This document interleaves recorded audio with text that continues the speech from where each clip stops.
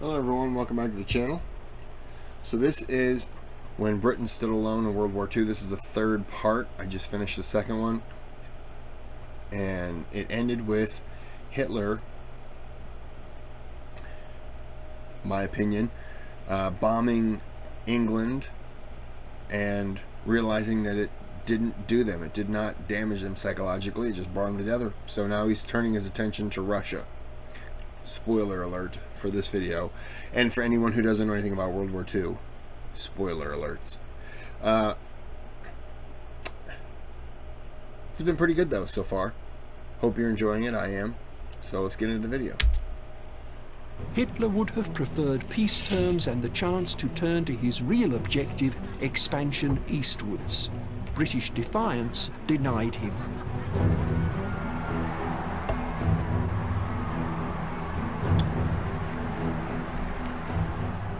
Hitler well understood the risks of an invasion of the British Isles. Failure would instantly demolish what had been built up through his extraordinary successes since September 1939. The heads of his Air Force and Navy were not confident. There was division among his generals, and Hitler himself was far from sure of success. "On land I am a hero," he told the commander of the Kriegsmarine.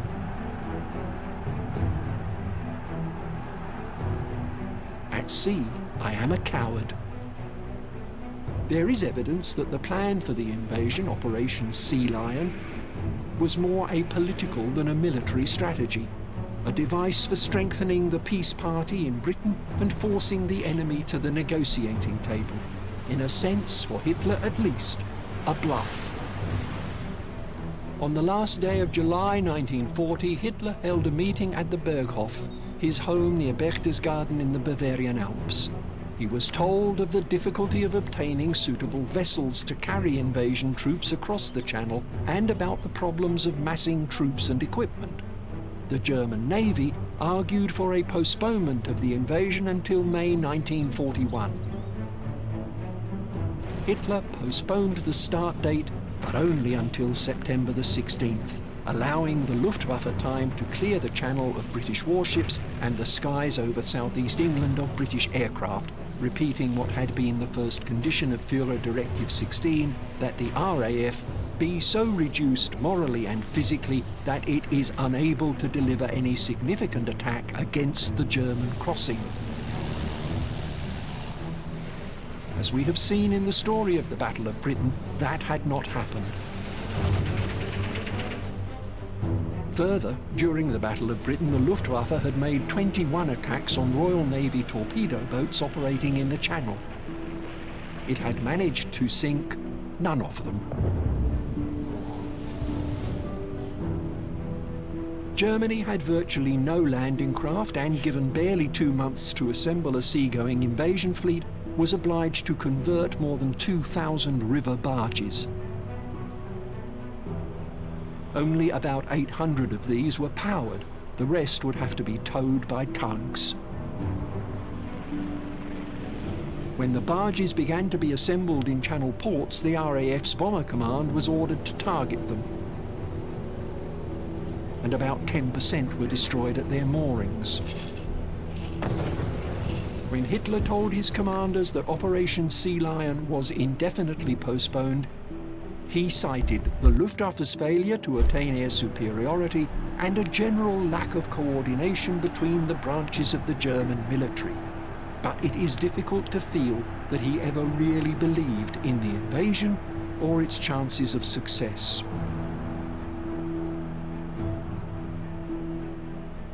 With the cancellation of Operation Sea Lion, Great Britain was left an unsinkable aircraft carrier off the shores of Western Europe. On November the 11th, no sirens sounded in London for the first time since July. The RAF had lost 915 aircraft, the Luftwaffe 1,733. Wow. Turning his back on the British Isles, Hitler must have hoped or imagined that if not defeated, Britain had at least withdrawn behind her ramparts to bluster on but not to interfere in his future plans. The danger that he overlooked was that, above all else, the Battle of Britain ensured the survival of opposition to the Third Reich.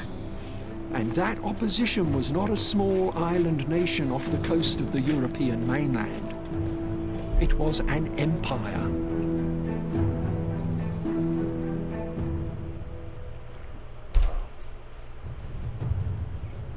Events in Europe that had changed the continent's political complexion through 1940 now had an unexpected and strategically significant effect on the opposite side of the globe. In Asia. When France fell, its collaborationist regime, the Vichy government headed by Marshal Pétain, was, as we have learned, allowed to retain its colonies under the terms of the peace settlement. And one of the jewels in that particular imperial crown was French Indochina, the modern states of Vietnam, Laos and Cambodia. For expansionist Japan, occupying these territories was tempting and, in the case of Vietnam, simply a matter of walking across the border from occupied China, which in September of 1940 is exactly what she did. Japan's rationale for invasion, which, given there was a war on, was reasonably legitimate, was that the nationalist Chinese were being supplied through the port of Haiphong via the Sino-Vietnamese Railway.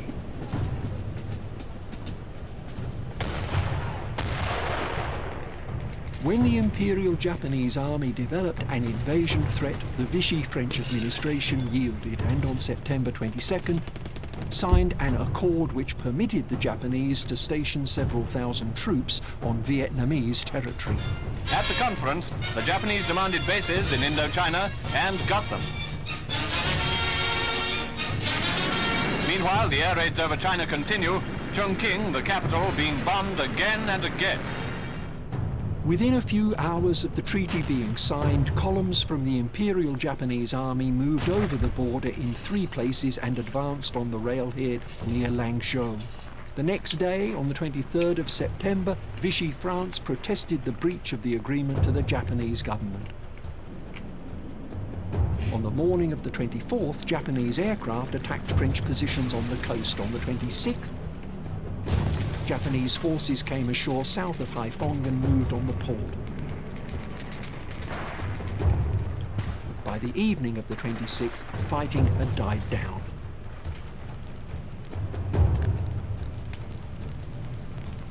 Japan was allowed, among other concessions, 3 airfields. When, little more than a year later, Japan launched the offensive designed to create the Co-Prosperity Sphere, these and other air bases would prove critical to providing air support for the Japanese invasions of the British colonies of Malaya and Singapore and of the Dutch East Indies.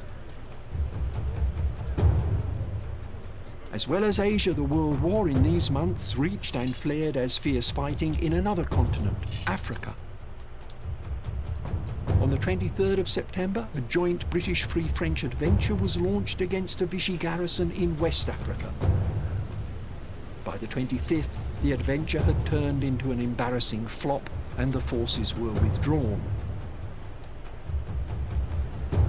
A Royal Navy force with General Charles de Gaulle, leader of the Free French, on board, ready to appeal to his countrymen, approached Dakar, the capital of modern Senegal. Leaflets were dropped. Free French aircraft landed, but instead of being welcomed, its crews were taken prisoner. Shore and naval batteries exchanged fire, and de Gaulle declared that he did not want to be responsible for Frenchmen killing Frenchmen. The task force withdrew. The affair had been called, inappropriately, Operation Menace. September of 19...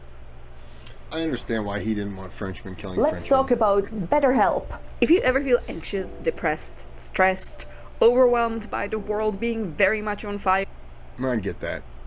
I don't blame him. September of 1940 also saw the start of operations in what was to become the best known and most significant theatre of operations on the African continent, the North African littoral. Italo Balbo, Marshal of the Italian Air Force, was one of the architects of Italian fascism and the only leading fascist to oppose both anti-Jewish racial laws and Mussolini's alliance with Germany. He was responsible for planning the invasion of Egypt. On the 28th of June 1940, coming in to land at Tobruk, Balbo and his crew were mistakenly shot down by Italian gunners and killed. Friendly fire was a poor beginning to Italy's North African campaign. On September the 13th, when it had become clear that Hitler was not going to invade Britain, Mussolini ordered the invasion of Egypt. By the 16th, the Italians had advanced the best part of 100 kilometers beyond the Libyan border. Their casualties were 3,500, but the British, falling back into the desert, had taken only 150 casualties. The British commander, General, later Field Marshal Archibald Wavell, had an advantage over his opponents in armour. So he determined to counter-attack and drive the Italians back beyond the Libyan border, placing the crucial port of Tobruk in Allied hands.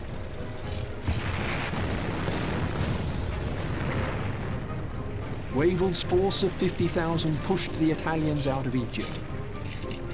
138,000 prisoners and more than 200 guns fell to the Western Desert Force. "How many prisoners have you taken?" one British officer asked another. "Oh, several acres, I would think," was the reply. The story of Italy's war lives in the popular mind as a story of defeat, retreat, and surrender. It is an unfair picture. What it fails to recognize is the inferiority of Italy as a fighting machine. One statistic tells the tale. In 1938, Italy's military expenditure was $746 million. Germany's was $7,415 million. Wow. Wavell's force typified the strength of the British Empire. British troops fought side by side with soldiers from faraway New Zealand and South Africa and divisions from India. Every Indian who fought under the British flag was a volunteer. Their motives for volunteering were generally practical. Soldiering was a job that fed and clothed and housed them. The soldiers from the Dominions, like New Zealand, were resolutely patriotic. They were fighting for their king, George VI, and the mother country. The war would challenge the imperial sentiments of the White Dominions and transform the loyalties of the Indian troops. Mussolini, frustrated in North Africa by Wavell's motley army, had meanwhile, and in a typically feckless way, turned his attention elsewhere. Renewing the Balkan ambitions that had seen him invade Albania, and using that small country as the springboard, Mussolini launched an invasion of Greece on October the 28th. Il Duce had only informed Hitler of his intentions the day before the attack. He met the Führer on the day that Italian troops moved. This was war by vanity. Greece was neutral. Greece was irrelevant to Hitler's war aims, but Greece and the Balkans could, or so Mussolini hoped, boost Italian prestige to match Germany's achievements in the war. Hitler, angered by his allies' rashness, nonetheless offered troops to support the Italian invasion, but Mussolini declined. This was to be an Italian triumph. Greek Prime Minister General Iohannis Metaxas, himself a right-wing dictator, similarly declined Britain's offer of support. Instead, and unaided, he mounted a counterattack against the invading Italians on November the 4th. Within days, the Italians had been driven back all the way into Albania. The reversal owed much to the conditions, winter, and the terrain, the northern mountains of Epirus.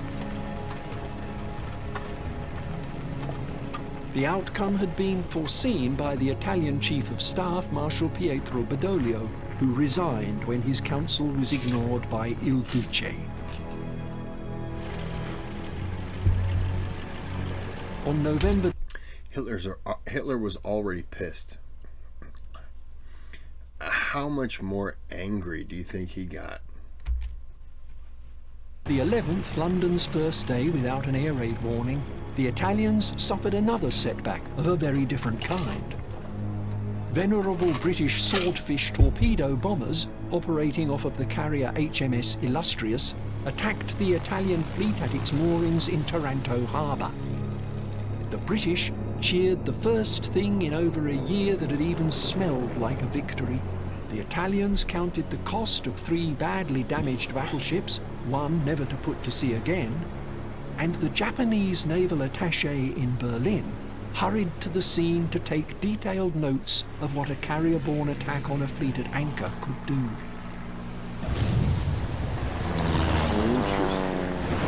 On December the 4th, 5 weeks after the invasion of Greece, the Italian Under-Secretary of State for War, General Ubaldo Soddu, was recommending an armistice. Winter had already frozen military activity, with the armies facing each other on what had formerly been Italian territory. In January, Hitler would announce military support for his Axis partner, marching to Italy's aid firstly in Greece and then in North Africa. Also in January, the British would launch their offensive against the Italians in the Horn of Africa, in Somaliland and in Abyssinia, whose Emperor Haile Selassie the Italians had chased from his throne. But much greater events were to occur in the year ahead. As 1941 dawned, President Franklin Delano Roosevelt broadcast to the American people. "My friends," he said, "this is not a fireside chat on war. It is a talk on national security." He told the international audience, for many were listening around the world on shortwave radios, "We must be the great arsenal of democracy." And he concluded, "We have no excuse for defeatism. We have every good reason for hope. Hope for peace, yes, and hope for the defense of our civilization and for the building of a better civilization in the future."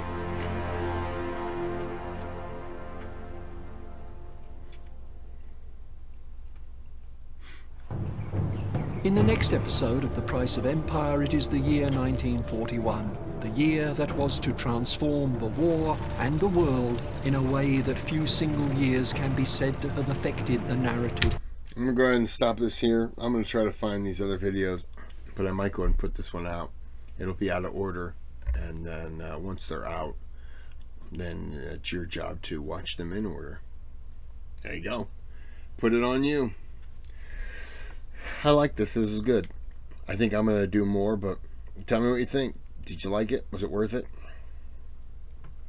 I won't know until I put it out. So then you can answer. Until I do, have a good day, have a good night.